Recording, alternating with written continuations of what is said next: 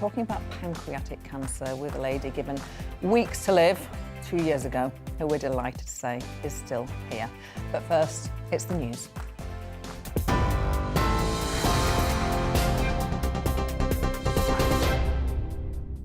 Good afternoon. It's just gone 12 o'clock. I'm Rosie Wright in the GB newsroom. Let's get you up to date. Now, the Deputy Leader of the Labour Party will ask an urgent question in the House of Commons shortly, following claims of a drinks party in the Downing Street garden during lockdown. Well, our Home Affairs and Security Editor is live for us at News Scotland Yard. Mark, there's some developments this morning. Yes, indeed. Sir Lindsay Hoyle, the Commons Speaker, granting that urgent question to Angela Rayner, that she will be able to put some very awkward questions, as will others, to the government. But it's clear where the government will be on this. They will not be commenting because they have the fallback position of the civil servant, Sue Gray, who is carrying out a formal investigation into the allegations of parties that were supposed to have taken place in December of 2020. She will now also examine these latest allegations about a party in May of 2020. In addition, the Metropolitan Police says it is liaising with the Cabinet Office with a view to determining whether a formal investigation should take place. But at this stage, no formal investigation has been launched by senior officers here at Scotland Yard. Mark, thank you, our Home Affairs and Security Editor. Now, we'll have live coverage of the Deputy Labour Leader asking that urgent question live on GB News from 12:30. In other news, asymptomatic people who test positive for COVID-19 on a lateral flow test in England no longer need a follow-up PCR test from today. They will still be required to self-isolate immediately. The aim is to free up testing capacity for those with symptoms. Northern Ireland's health minister has revealed that he's received death threats over his handling of the COVID pandemic. Robin Swan says he's been forced to fortify his home during 2 stressful years in the role. The Ulster Unioni's minister also says threats and abuse should not be acceptable in any society. Well, look, we've had to increase the level of security at home as well. So the biggest challenge, I think, is having to explain that to our 2 children, you know, why that alarm's in the house, why you have to put the bar across that door now, or why those alarms are on certain windows as well. And it shouldn't be, because I'm health minister, you know, it's a challenge that we've had to reflect as a family, you know, at what point, you know, explaining that additional level of security actually is needed because of the job that I do. Tennis's governing body says the controversy over Novak Djokovic's Australian visa application has been damaging on all fronts. In a statement, the ATP welcomes the court's decision to quash his visa cancellation, but they urge players to get vaccinated to comply with global travel regulations. Well, Djokovic is now training ahead of the Australian Open. Russia has insisted it has no intention of invading Ukraine, despite amassing 100,000 troops at the border. Russian and US officials have been holding talks in Geneva to try to de-escalate tensions, but there's been no sign of progress. Security expert Will Geddes told GB News there's concern on both sides. 100,000 is, I think, more of a demonstration of resilience and being robust, because there's this huge concern about NATO imposing into Ukraine the capabilities to potentially launch missiles into Russia, and equally, NATO's worried about Russia getting into Ukraine. Doctors in the US have transplanted a pig heart into a human patient for the first time. The experimental surgery took 7 hours to complete in the University of Maryland Medical Center in Baltimore, with medical experts saying it saved 57-year-old David Bennett's life. Surgeons say he's doing well 3 days after the procedure. It's estimated over 100,000 Americans are currently waiting for an organ transplant. And archaeologists working on the HS2 route have discovered how an Iron Age village turned into a Roman trading town. The settlement was discovered during a dig in Chipping Warden that's believed to have been established around 400 BC. When it expanded during the Roman era, stone buildings and new roads emerged. 300 Roman coins were also uncovered, suggesting that commerce in the area was significant as the village developed into a wealthy town. This is GB News. You are up to date. I'll bring you more news as it happens. Now to the briefing with Gloria.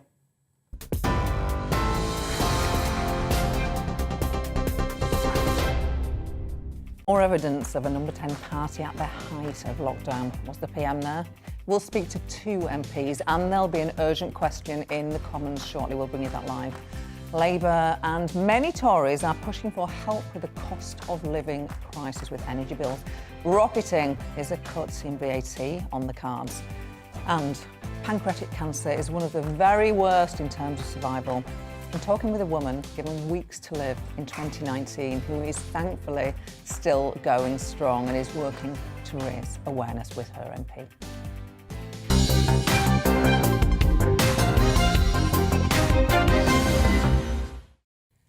It's getting hard to keep track of all the alleged Downing Street do's held during lockdowns, but the latest is quite spectacular. And now there seems to be email evidence. Well, to talk about this, I'm joined by Barry Gardiner, Labour MP for Brent North. Barry, thank you for joining us. So the invite to the party was by a top official. The table outside in the Downing Street garden was laden with booze and snacks. It's said, eyewitnesses say, the PM and his wife attended. Should he resign? Yes, I think he should. As much for the fact that he has treated the British public with contempt as anything else. What we've seen now is not just one party. We've seen a pattern of behaviour where this government and this Prime Minister have held the public in such contempt. That day, the government actually tweeted out, the Metropolitan tweeted out, that they hoped everybody was enjoying the warm weather, they could now go back to the parks and exercise, but they had to do it either on their own, with somebody from their own family, or with no more than one other person. And we find that there was Boris Johnson with one person from his own family and 98 other people. That is just so unacceptable. And it shows, I think, the way in which this Prime Minister believes he is able to behave. And I think people are fed up with it. I should just say 98 other people were invited, but not all of them turned up. They may not have all turned up. How big a deal is this in a world outside Westminster, outside these TV studios? Is there a case to be made? These were people all working together.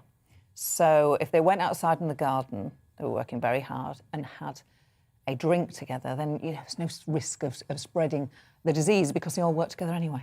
No, I don't think it's the case that they all work together. Let me say the reason this is important is because it is symptomatic of the way in which this government feels that it can create rules for everyone else but not abide by themselves.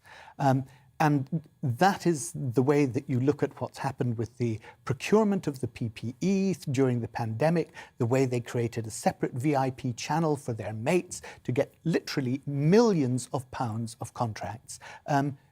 £3 billion of which was wasted on PPE that they couldn't use because it wasn't to the correct specification, because these companies had no experience of providing this kit. So it shows the way in which the government feels that it can do what it likes with impunity, and it doesn't need to take notice of you and I and everyone in this country who's trying to do the right thing.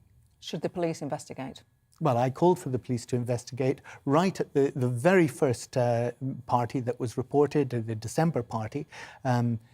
Cressida Dick refused to do so at that time. She said they had no evidence. I'd always thought it was the police's duty to try and uncover evidence where there was a prima facie report of a crime. And I think Cressida Dick now has huge egg on her face, because what's happened is we've seen that one in December was not the only party. It was not the only way in which this government was playing fast and loose with the rules. And they should have taken it up at the time, and then this would have all come out a lot sooner, and we could get on with the business of governing this country, of dealing with the crisis in our economy, of dealing with the cost of living problems that households are now having to face. And talking about the cost of living, today is one of those days, they happen every week, where the opposition take control of what's debated and voted on in Parliament. Tell me what the Labour Party is debating, forcing a debate on and vote later today. Look, we want to see a Britain in which everyone can put a roof over their head, food on the table, give their children opportunities, and move into old age with dignity and grace, right? But you can't do that if you don't have enough money to pay your rent, to put food on the table, or to heat your homes. So today what we're wanting to do is we're wanting to set out that cost of living agenda. And there are three things that I would like to see. The first is that we should actually expand the Warm Homes Scheme, and that would make a real difference to those who are on the lowest incomes, to the pensioners in our society who really need that extra bit of heat because they're at home all day and they're on low income. And this is the £140 that those on the lowest Indeed. get at the moment. That's right, and we would expand that scheme and enlarge it. The second thing I'd like to see them do is to actually put a windfall tax on the oil and gas industry. Last reported profits from Shell were over $70 billion. Exxon, $50 billion. And yet the Chancellor has been giving them tax breaks, 130% super tax deductibles. Why should we be subsidising those companies? There should be a windfall tax on them. And of course, the other thing, what was Brexit for? It was so we could take back control. We could actually lower VAT by the 5% that is still on domestic fuel, and that's a 5% cut in people's fuel bills.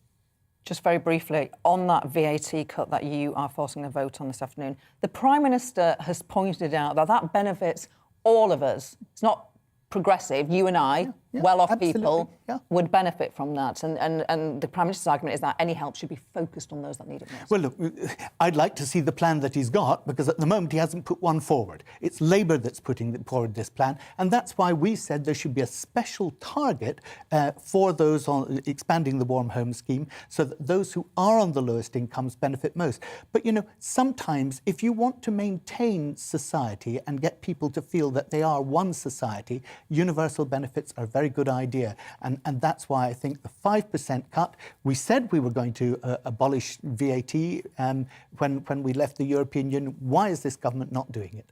Barry Gardner MP, Labour MP for Brent North. It's always a pleasure to see you. Thanks you for coming in. Happy New Year.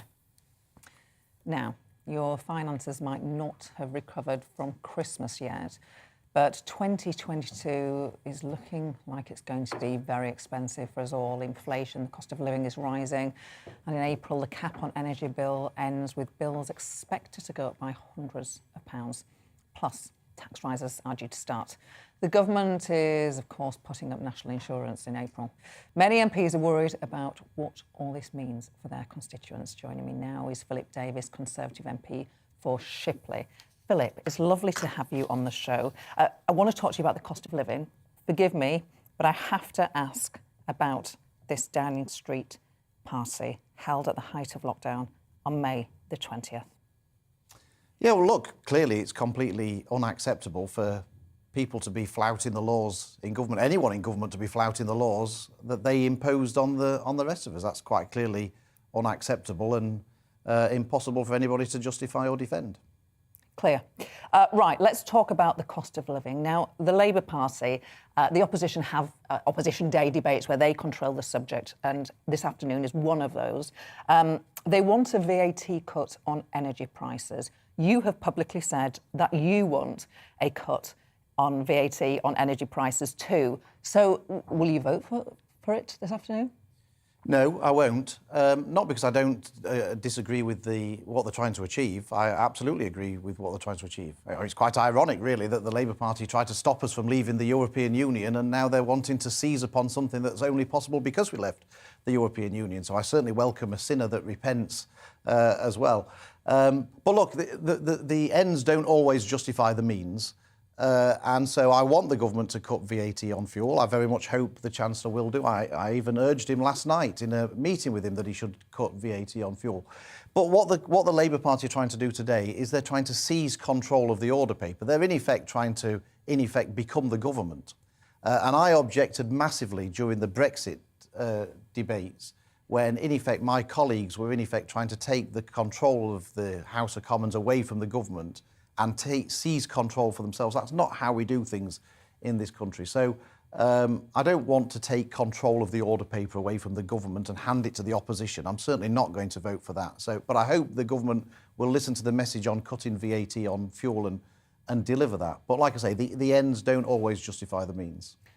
You said in that answer that last night at a meeting, so the Prime Minister and the Leader of the Opposition, they meet their MPs on a regular basis. When you said to him that you should cut VAT on fuel, what sort of answer did you get?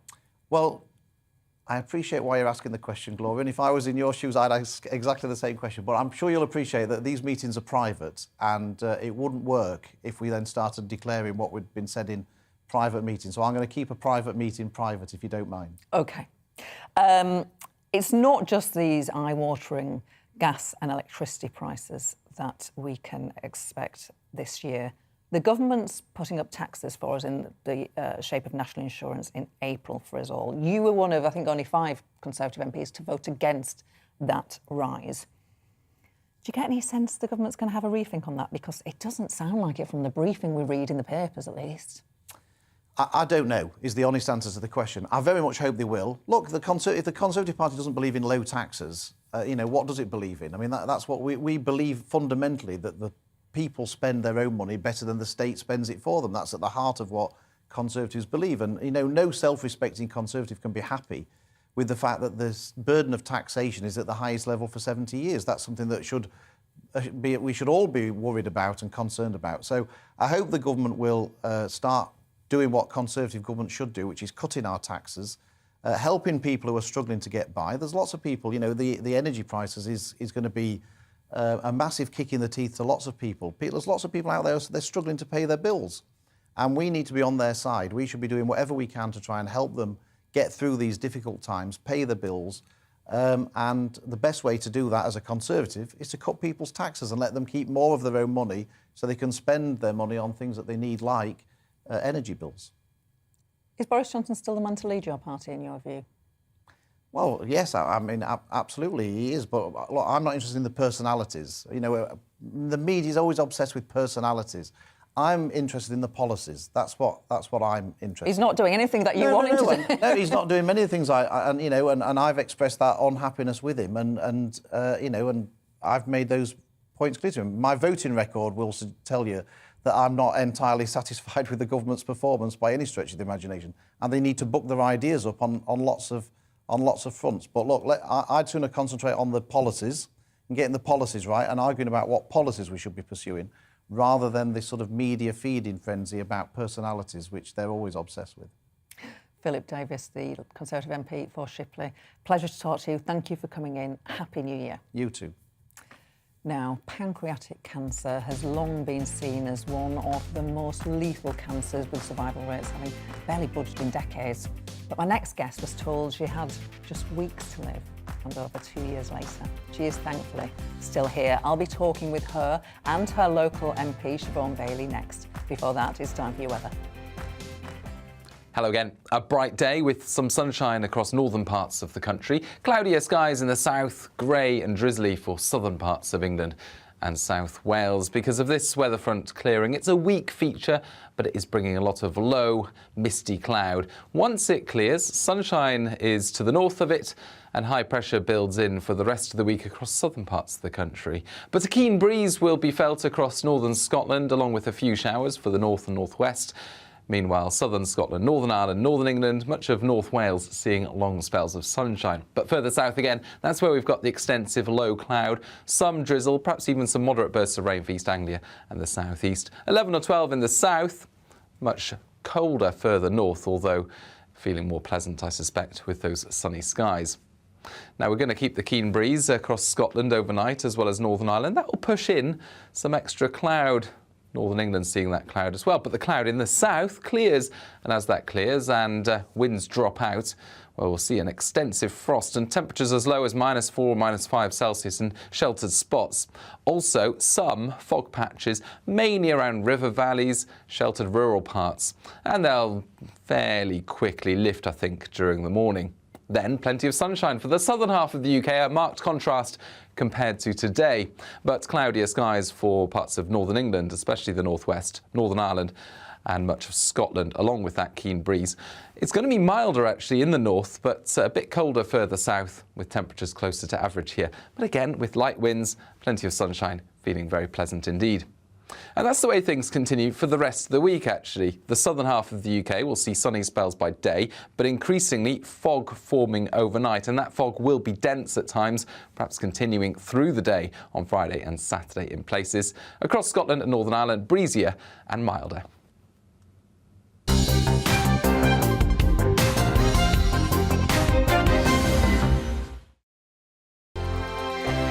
Hello there, I'm Eamon. And I'm Isabel. And you're watching the GB News digital stream across the United Kingdom. And around the world.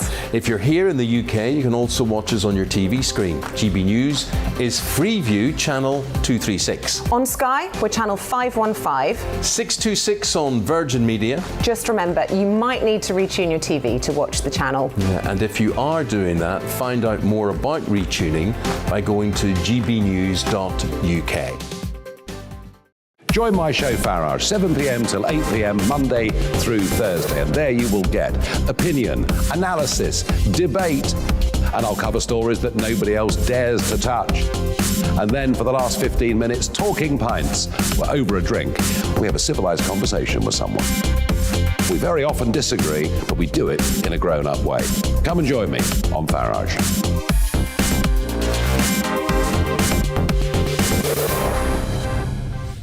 I'm Dan Wootton. Join me Monday to Thursday from 9 to 11 for the feistiest and most fun news debate on TV, where free speech reigns. I'll bring you a sharp take on the day's biggest stories, bombshell newsmaker interviews, and A-list guests. And I guarantee you, no spin, no bias, no censorship, and no reason to go to bed. That's Dan Wootton Tonight, Monday to Thursdays from 9 on GB News.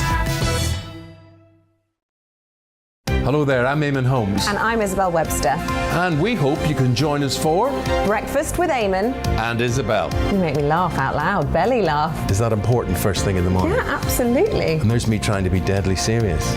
News is a serious business. Yeah, I have to rein you in sometimes. Well, it doesn't stop us laughing at it. It doesn't stop us having an opinion on what's going on. Yeah. And it certainly will not stop us reflecting what you think. Weekdays from 6 to 9:30 on GB News.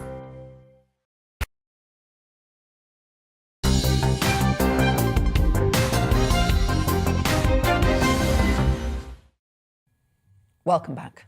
There's more pressure on the Prime Minister following further revelations about a Downing Street garden party at the height of lockdown. Labour will be asking an urgent question in the Commons very shortly, and of course we'll bring you that live. But first, today is Less Survivable Cancer Awareness Day. Less survivable cancers make up a quarter of cancer cases in the UK. Pancreatic cancer is one of the most deadly cancers. And today, I'm joined by Bryony Thomas, who was diagnosed in 2019, told that her life expectancy was just 12 weeks. Bryony has beaten the odds and now is campaigning with her MP, Siobhan Bailey, to raise awareness. I'm delighted to welcome both to the show today. Siobhan, I'm going to start with you. Tell me how you first started working with Bryony. So Pancreatic Cancer UK did a campaign day and involved MPs from across the House to try and tell us about a drug called PERT, which is not given out enough as far as we're concerned for people who are suffering from pancreatic cancer or who have survived it. So they wanted to raise awareness, and within that they brought me in touch with my constituent Bryony, who, as you will see in a moment, is a complete inspiration. I was totally gripped by her story to a point where I didn't want to stop the conversation. So on a personal level, Bryony and I are a similar age. We're mums, you know, and I had actually no idea. I'd always thought that pancreatic cancer was very much an older person's issue. So that really upset me, and I started investigating. And then on a professional level, this is a cancer it's known as the silent cancer. There hasn't been improvement in survival rates for 40 years.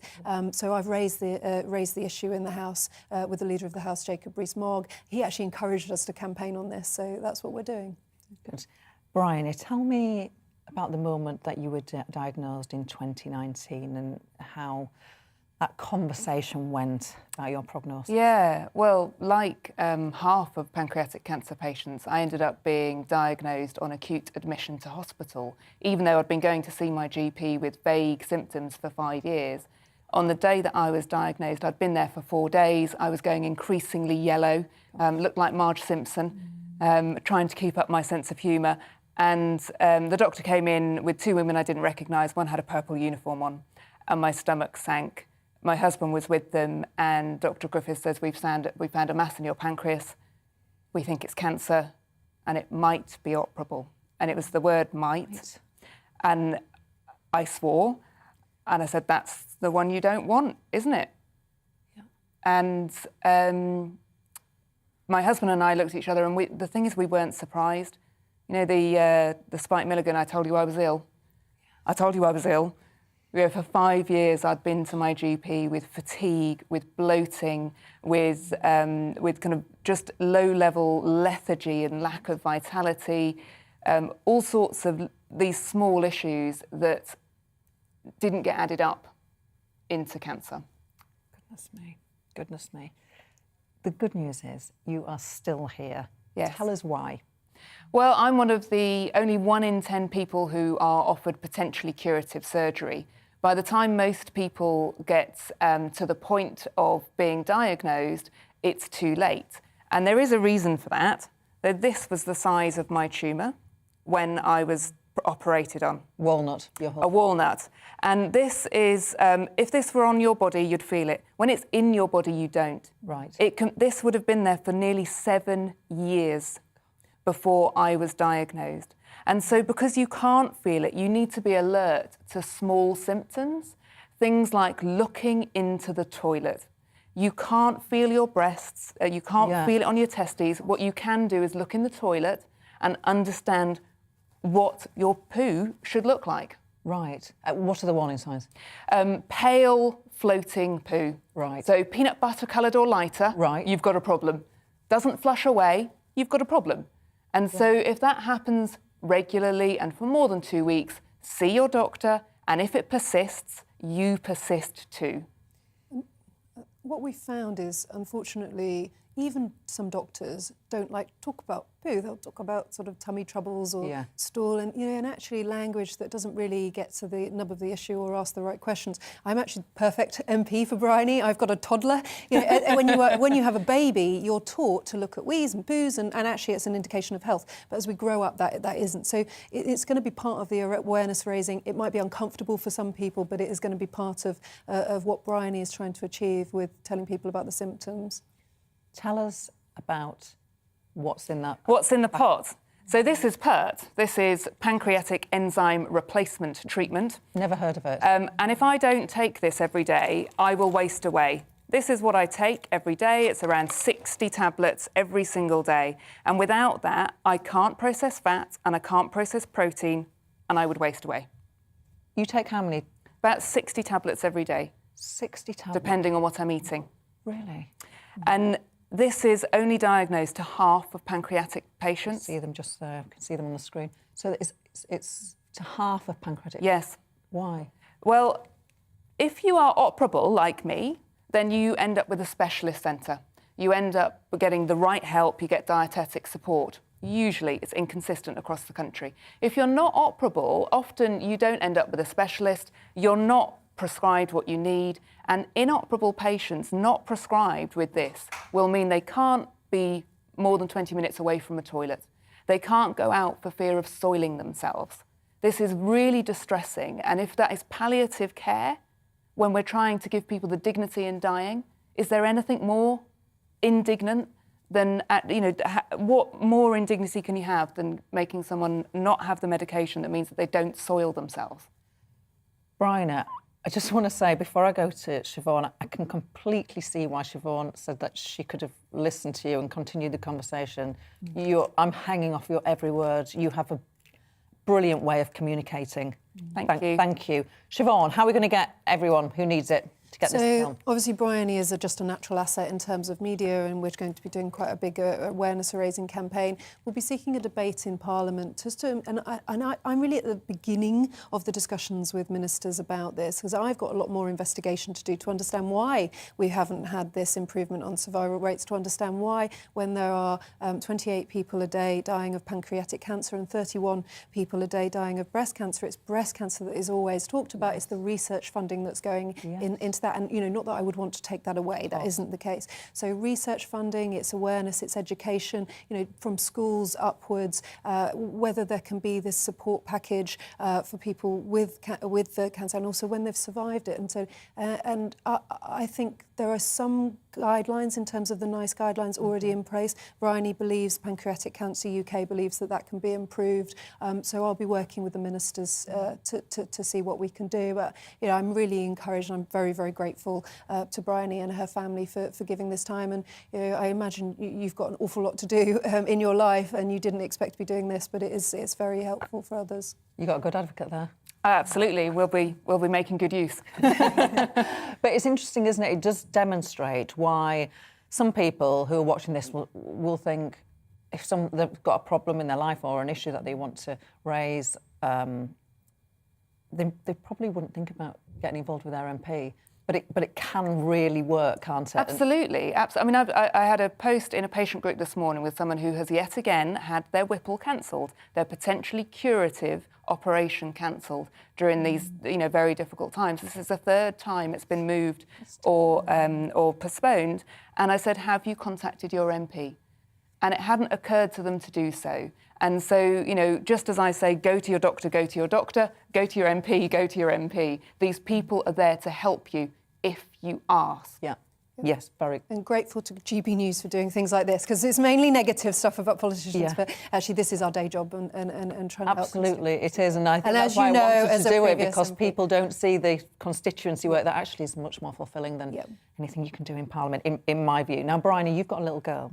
I do. Every day is precious. You're now rebuilding your life and your business. Tell me about today. I have a 10-year-old daughter. And she's hoping to share the clip with her friends. Yes, life and business, we've moved to Stroud. Now Siobhan is my MP. And my business, I was saying to Siobhan, just probably a month on from where I was in December 2019. And next week, we are starting to develop software in my business, which I'm really excited about. That is wonderful. Where next works for you in terms of the campaign? So for me in the campaign, I will be setting up a campaign called Clue in the Loo. And yes, you can hashtag Clue in the Loo. I'm currently setting up the website and gaining support for getting people to understand that checking their breasts, checking their testes and checking the toilet is important. You're amazing. Yeah. Thank you so much, both of you. Let's go live to the Commons where Angela Rayner is asking an urgent question for Labour. We now come to the urgent question. I call the Deputy Leader of the Opposition, Angela Rayner. Thank you, Mr. Speaker. To ask the Prime Minister to make a statement on reports of events held in the Downing Street Garden on the 20th of May 2020. Thank you very much, Mr. Speaker. Both the Prime Minister and I came before the House in December to set out the details of the investigation being led by the Cabinet Office into the allegations of gatherings in Downing Street and the Department for Education in November and December of 2020. As I did then, Mr. Speaker, I apologise again, unreservedly, for the upset that these allegations have caused. The Prime Minister has asked for an investigation to take place, and the terms of reference for the investigations that are underway have already been published. I can't hear what's being said. It's quite obvious it is not the Prime Minister, so we don't need to keep asking that question. So please, can I hear what the Minister's got to say? He's got the tough job as it is. Don't make it harder for him. Come on, Minister. Mr. Speaker, the Prime Minister has asked for an investigation to take place, and the terms of reference for the investigations that are underway have already been published and deposited in the libraries of this House, and in fact of both Houses. The investigations are now being led by Sue Gray. She is the second Permanent Secretary at the Cabinet Office and the Department for Levelling Up, and of course she is a former Director General of Propriety and Ethics. The Government has committed to publishing the findings of the investigation and providing these to Parliament in the normal way. The terms of reference set out that where there are credible allegations relating to other gatherings, it is open for those to be investigated.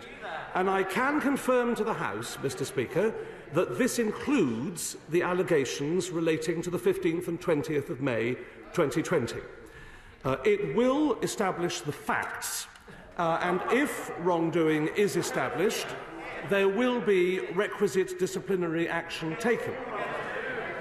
As with all internal investigations, if evidence emerges of what was potentially a criminal offence, the matter would be referred to the Metropolitan Police, and the Cabinet Office's work may be paused.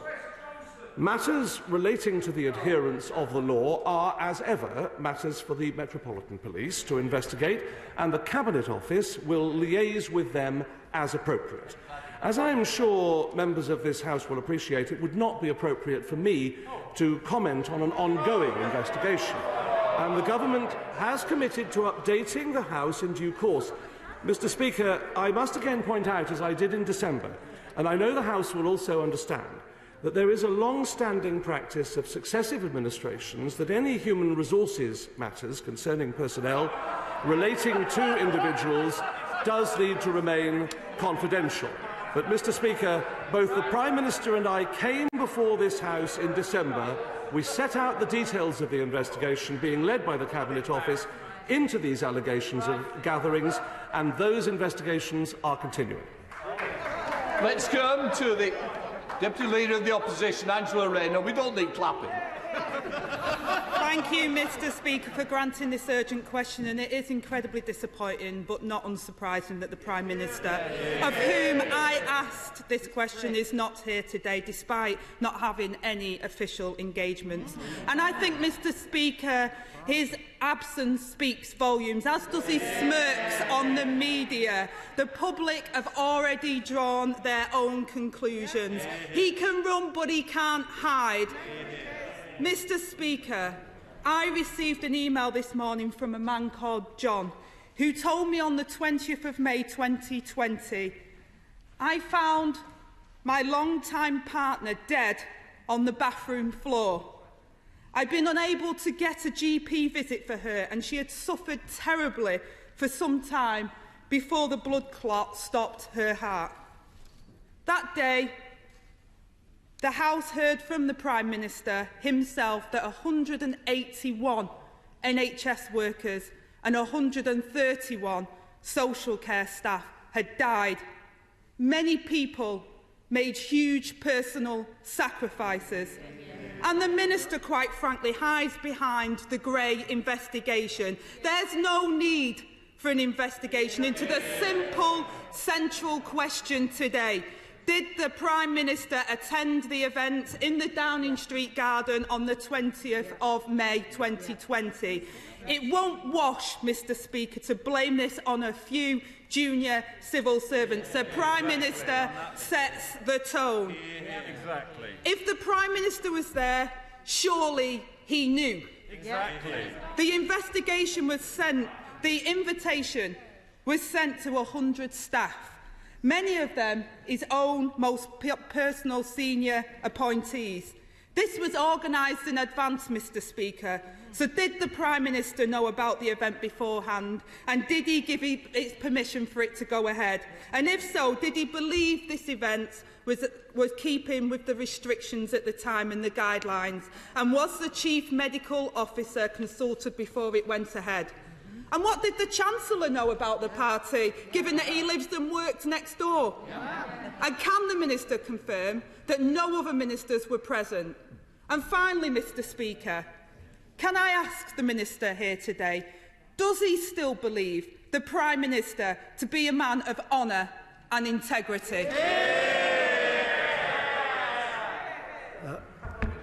Mr. Speaker, her first point was that the Prime Minister was not here in person. She knows, as well as everyone else in this House, that it is not routine for the Prime Minister to answer urgent questions before this House. But his ministers are appointed to do so. But he also attends this House more often than anyone else to answer questions, and will be doing so tomorrow in the normal way at Prime Minister's question time. She mentioned the loss of the appalling loss suffered by one of her constituents, and my heart goes out to that constituent and indeed to all of the others from whom we have heard in this House, on all sides of this House, who have suffered tragic loss as a consequence of this appalling pandemic. There is a need for an investigation. She said there wasn't. There is a need, and that need is clear. The investigation is in progress. It's being conducted by someone with whom we have great confidence and if I can put it this way, a paragon of independence and integrity and in the civil service of long standing. She is conducting that investigation, and the Prime Minister was of course himself affected by the consequence of a COVID-19 infection. He takes this matter very seriously, as does everyone in government. But I will say this. She asks if I have confidence in the Prime Minister's integrity and honour, and I do. Sir Desmond Swain. All this should be a powerful corrective to the urge to order the rest of our lives, shouldn't it? Well, we each of us in this House, and no doubt everywhere else, live our lives in the best way that we can. And those of us in positions of responsibility acknowledge that responsibility. That is why there is an investigation in progress which will get to the bottom of all of these matters, and that is in progress. Leader of the SNP in Blackford. Thank you, Mr. Speaker, and can I congratulate my right honourable friend for obtaining this question. But, Mr. Speaker, let's look around. Where is the Prime Minister? The Prime Minister should be here to answer these serious questions. Where is the government front bench? And indeed, where is the government backbenchers? Mr. Speaker, this is the most serious of matters, because this is the Prime Minister who has been accused of breaking a law that he himself set.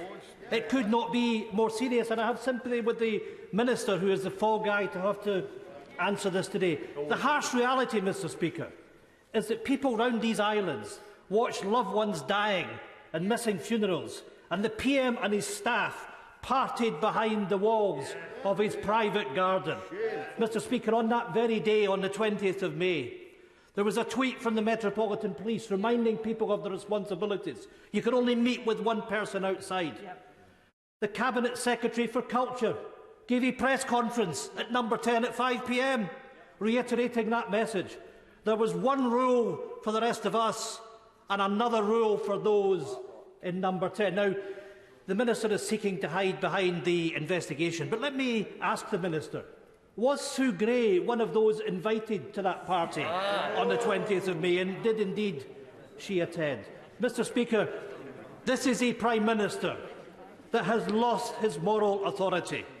He doesn't deserve the respect and the trust of the people of these islands.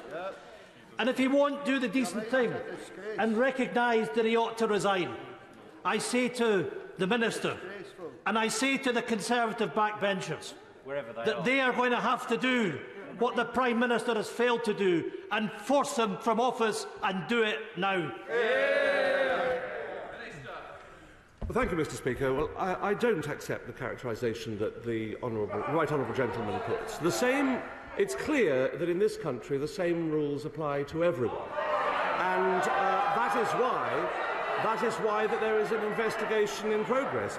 I hope he will not adopt the approach of questioning the integrity of any civil servant who is investigating this matter. We know that Sue Gray is someone who has conducted previous investigations with thoroughness and vigour, and I think we can rest assured that the result of her inquiry will be in the public domain in due course. But she is a person of integrity and upstanding, so I hope he will not adopt that approach. Thank you, Mr. Speaker. And does my right honourable friend agree with me that it's important that this place does debate such serious allegations, but that we debate them once the evidence has been collected, I hope that's not a question on me granting this UQ, because that looks like it's going. I wouldn't go down that road if it were built. Sorry, Mr. Speaker. Will my right honourable friend agree with me that it's important that we have a debate in this place about these issues once the final recommendations have been put forward by Sue Gray, because it's important that we look at the evidence? Well, I thank the right honourable lady for her question, and in fact, she is agreeing, I think, with the leader of the opposition, because he is the one who said, let's let the inquiry play out. Let's see what the findings are. So I think her point is a good one, that we should wait to see what the result of this investigation is, rather than prejudge it. Ed Davey. Thank you, Mr. Speaker. Will the Minister set out what he thinks should happen if a Conservative MP is found to have flouted and broken a COVID law? It's not for me, Mr. Speaker, to pass judgment or to pass sentence. First of all, the natural order of justice, as I'm sure he knows, is that an investigation, a fair and impartial investigation, takes place before there is a judge, jury and executioner. What needs to happen is that investigation needs to take its natural course in an orderly way, rather than judge guilt or innocence beforehand. Peter Bones. Thank you, Mr. Speaker. I, of course, have great confidence in the Prime Minister and the way he's been governing the country.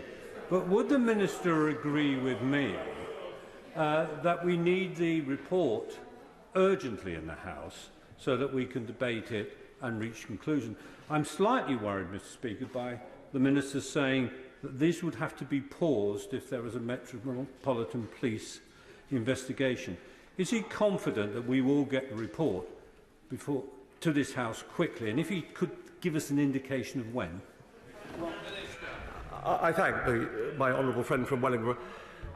The Prime Minister did ask for the investigation to be conducted swiftly, and I think that is on the record. As to how long it lasts, I don't know, because we have not stipulated a time.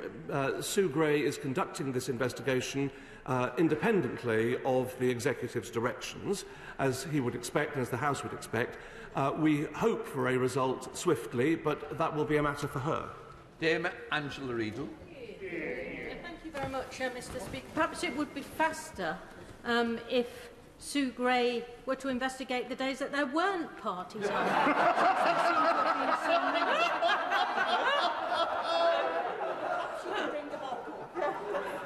Now, the Minister, I have sympathy for the Minister because he's been sent with his gatherings excuse to defend the utterly indefensible.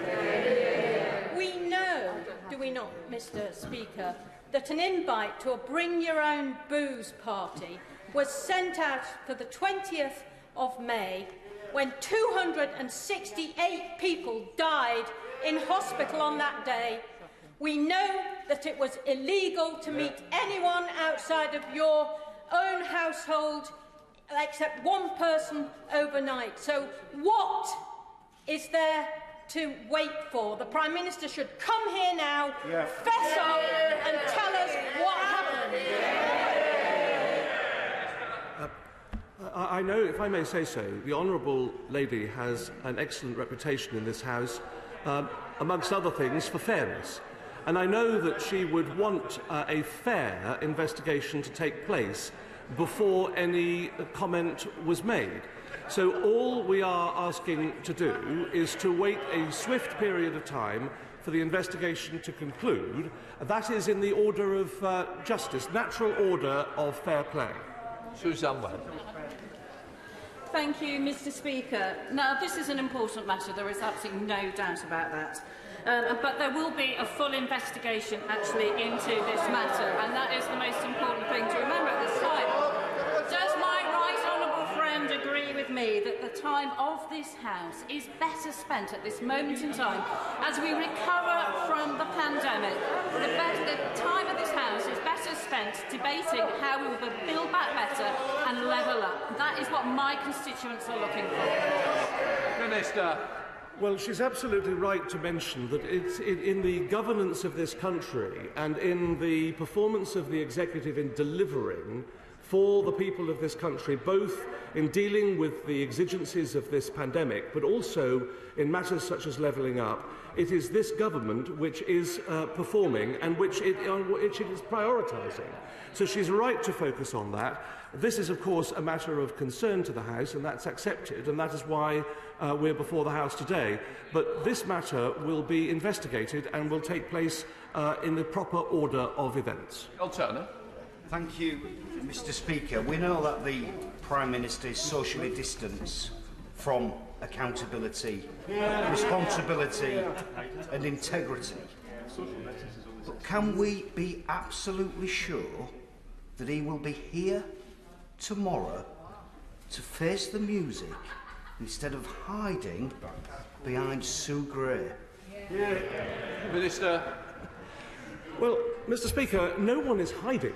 The fact of the matter is that the Prime Minister will be before the House for Prime Minister's questions in the normal course of events. And so tomorrow, at this time, he will be in this chamber. The reality of the matter is that at the moment the position is that we are awaiting the outcome of an investigation that is in progress. So I know that he will want to approach this matter reasonably, and that is to wait for the result of an investigation. Sir Christopher Chope. Mr. Speaker, why can't all the dirty linen be washed at once?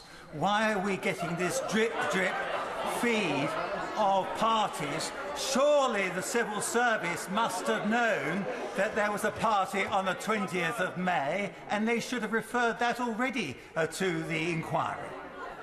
Minister. Well, Mr. Speaker, my honourable friend makes a good point. The reality is, of course, that we have a number of dates that have come out at different times, and that will presumably have an effect of delaying matters. But we have commissioned the terms of reference of the investigation that I think I came before this House on the 9th of December to tell the House about, and that is laid in the libraries of both Houses, is that any dates that the Second Permanent Secretary feels are appropriate to investigate, she will.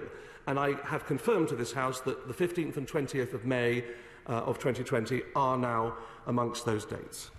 Catherine McKim. Thank you, Mr. Speaker. Does the Paymaster General agree with me that it would be utterly obscene if at the same time... Oh, there's some phones going off, I think. Oh, it stopped. Carry on, sorry. That it would be utterly obscene, thank you, Mr. Speaker, that if at the same time that a support group was contacting me, a support group for recovering alcoholics, desperate to meet because they needed the mutual support to manage their addiction during the crushing isolation of lockdown, that staff at number 10 were not only being encouraged to gather, but were being told to bring their own booze while doing so. I appreciate the Prime Minister is not here to answer for his actions, but does the Paymaster General agree that that would be obscene? I'm not going to presuppose any conclusions of the inquiry. The inquiry is taking place. Even the Leader of the Opposition has said that we should let the inquiry play out, we should see what the findings are, and conclusions can be drawn then. Andrew Jones. Mr. Speaker, the work of the Second Permanent Secretary of the Cabinet Office is both important and urgent. Can my right honourable friend give any indication as to when it might be completed? I can only say that the Prime Minister has asked that the inquiry be swift, and I have no other indications other than that. Pete Wishart. Mr. Speaker, this isn't the straw that broke the camel's back. This is a tent-ton weight being placed directly on the poor, dilapidated beast posterior. Surely, if the Prime Minister had a smidgen of self-respect, any sense of integrity, he will be listening to this, and he will decide himself. It is time to go. For goodness sake, man, go. Minister. Prime Minister, the Prime Minister focuses on the primary purpose of running this country, which is to deliver to deliver on the manifesto promises of this government. The primary purpose of this investigation will be to establish swiftly a general understanding of the nature of the gatherings that we've been hearing about, which will include attendance, which will include the setting and the purpose. I know that the honourable gentleman is inclined to presuppose what the result of the investigation will be, but the fair approach would be to wait until the results of an investigation that has been commissioned several weeks now. Member Bradshaw. If the Prime Minister broke the law, he will resign, won't he?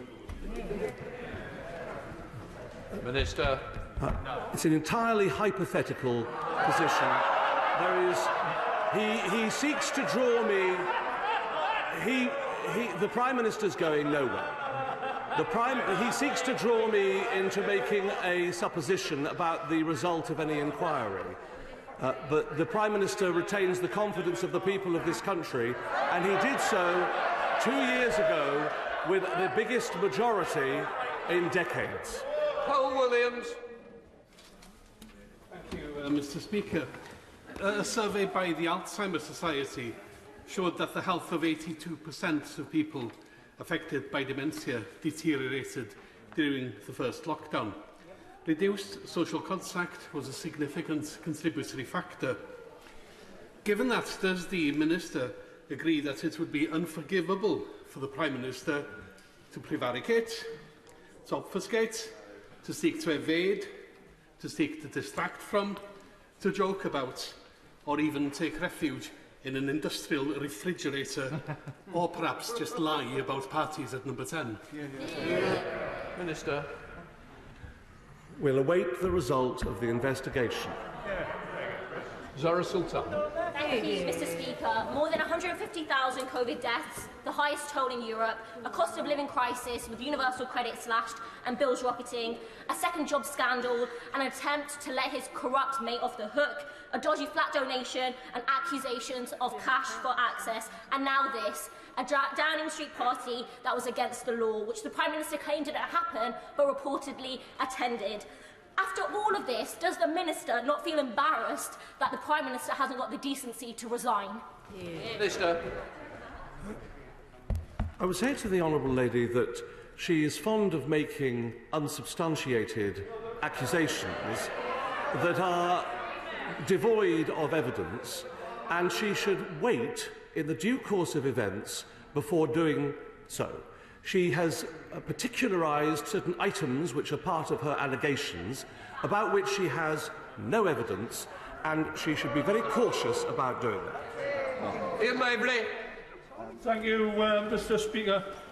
The Paymaster General's been given an unenviable task this morning. He really has, but perhaps he could use his experience as a former Solicitor General and Attorney General to explain to the House what advice he would give to a hypothetical Prime Minister, someone who perhaps has lied to the country, someone who has perhaps lied to this House, someone who has laughed at times when people have died in their communities. What advice would the Paymaster General offer this hypothetical Prime Minister? The advice as a law officer that I would always offer, and as I did as a barrister in practice, is to be fair to all sides. And that includes listening to evidence, collating evidence properly, and acting judiciously at all times. That is what we expect of this country, rather than prejudging matters and jumping to unwarranted and unfair conclusions. That applies to justice to all in this country. Andy Chamberlain. Thank you, Mr. Speaker. Assaults on police officers in 2021 in England and Wales saw a 20% increase to over 25,000. And I personally know of police officers who have been spat at, pushed, shoved and punched while doing their job, which includes enforcing the COVID regulations. So I think police officers up and down this country will be appalled to hear that the Prime Minister and Downing Street staff were allegedly partying while they were doing their job during the worst of the pandemic. So given that all the evidence suggests that this party did take place and that the Prime Minister was present at that party, does the Paymaster General agree that the Prime Minister should write a letter of apology to every one of those police officers assaulted whilst enforcing COVID regulations? Minister. Of course, as the Honourable Lady knows, this Prime Minister has always been a very strong supporter of the police. As Mayor of London, unlike the present incumbent of that office, he saw the reduction of crime in London. As Prime Minister, he has increased the number of police officers serving on the streets. This Prime Minister believes in law and order. He supports the police. They know that. In fact, he visited a police station in my constituency in Northampton only last week. The Prime Minister is very supportive of our police service and will continue to be. Ansel Khan. Thank you, Mr. Speaker. My mum, loved mum, died of COVID in March 2020. She died alone in hospital while I sat in the car outside trying to be as close to her as I could. Even burdened with our grief, my family obeyed the rules. Just 3 days after the Downing Street party, we marked a solemn Eid, the first without my lovely mum. Mr. Speaker, when asked by Sky News about the parties, the Prime Minister did little but smirk and laugh. Shame. He should be here today, but as he is not, can the Minister confirm whether the Prime Minister will be apologising to bereaved families like mine for the anguish, pain and torment caused not just by hosting these parties, but for continuing to lie about it? I think the last of that is not the language of Jews, and I'm sure that I think we could let that one go, and I'm sure the member will want that to stand record. Mr. Speaker, I'm appalled at his tragic loss, and I'm so sorry to hear about his mother, and my heart goes out to him and his family. The Prime Minister knows the seriousness of this disease, COVID-19. He himself, as the Honourable Gentleman knows, was in intensive care as a consequence of it. And he also knows, having spoken to innumerable individuals who have suffered, lost themselves, that this has resulted in the deaths of many people in this country and around the world. He knows that, and he will never forget that. I ask him to accept my assurance that the Prime Minister is someone for whom his responsibilities are writ large, for someone who works hard in the interests of this country, and who will be subject to Sue Gray's investigation, together with her inquiry into all of these parties. So I ask him to wait to see what the result, I presume, a relatively short time, until we hear from Sue Gray. Charlotte Littles. Thank you, Mr. Speaker. A constituent of mine who I'll call Malcolm got in touch this morning, having been fined £100 of fixed penalty notice for breaching the coronavirus regulations. Now, he accepts wrongdoing on his part. However, it strikes me as incredibly unfair that at the same time as the Downing Street parties were happening, and ministers and MPs seem to be flagrantly breaching the rules, that constituents like mine should have to pay. So I asked the Minister, when will Malcolm and everyone else who's been fined for breach of the regulations be getting their money back? I presume that her constituent, together with others who have been penalised for breach of the regulations, were duly convicted, or either that or they accepted their responsibility in the matter. What she is doing, if I may say so, is prejudging the matter, and she should wait for the result of the investigation, just as presumably as Malcolm did. Neil Hanby. Thank you, Mr. Speaker. There's an expression, the buck stops at the top, that is usually applied by people in leadership when they take responsibility. In April last year, my friend, Fit Ray, 58 years old, lost his battle with COVID and died. We went to his funeral online via video link.